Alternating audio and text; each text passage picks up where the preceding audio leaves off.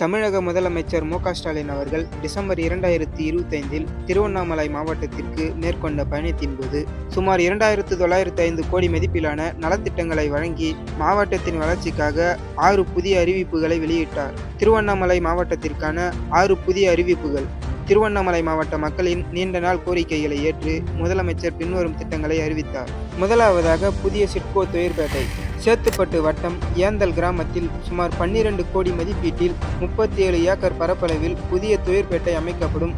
இது மாவட்டத்தின் தொழில் வளர்ச்சியை மேம்படுத்தும் என்று கூறினார். இரண்டாவதாக பருவதமலை கோயில் வசதிகள். கலசபாக்கம் வட்டத்தில் உள்ள புகழ்பெற்ற பருவதமலை மல்லிகார்ஜுன சுவாமி திருக்கோயிலுக்கு சுமார் 5 கோடி மதிப்பீட்டில் பக்தர்களுக்கான அடிப்படை வசதிகள் செய்து தரப்படும் என்று கூறினார். மூன்றாவதாக சங்கம் அரசு கல்லூரிக்கு புதிய கட்டிடம்.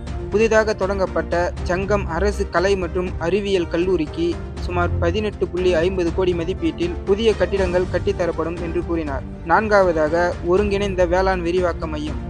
மழையூர் கிராமத்தில் சுமார் 3.94 கோடி மதிப்பீட்டில் விவசாயிகள் அனைத்து சேவைகளையும் ஒரே இடத்தில் பெற உதவும் வகையில் இந்த மையம் அமைக்கப்படும் என்று கூறினார். ஐந்தாவதாக விதை சுத்திகரிப்பு நிலையம். அத்தியந்தல் பகுதியில் உள்ள சுமார் 2.40 கோடி மதிப்பீட்டில் 250 மெட்ரிக் டன் கொள்ளளவு கொண்ட சேமிப்பு கிடங்குகள் கூடிய விதை சுத்திகரிப்பு நிலையம் அமைக்கப்படும் என்று கூறினார். ஆறாவதாக உயர் தொழில்நுட்ப நாற்றாங்கால். வந்தவாசி வட்டம் கீழ் சீசமங்கலம் கிராமத்தில் சுமார் 1 கோடி மதிப்பீட்டில் வீரிய ஊட்டு ரக காய்கறி நட்டுகளை உற்பத்தி செய்யும் உயர் தொழில்நுட்ப நாற்றாங்கல் அமைக்கப்படும் என்று கூறினார். மேலும் முதலமைச்சர் மு.க.ஸ்டாலின் அவர்கள் சுமார் 2.66 லட்சம் பயணிகளுக்கு சுமார் 1400 கோடி மதிப்பிலான பல்வேறு நலத்திட்ட உதவிகளை வழங்கினார்.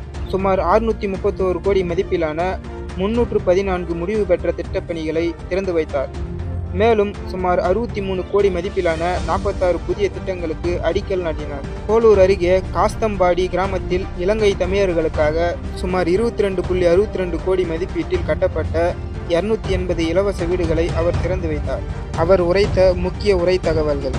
திருவண்ணாமலை மாநகராட்சி மைதானத்தில் நடைபெற்ற வேளாண் கண்காட்சியையும் அவர் தொடங்கி வைத்தார்.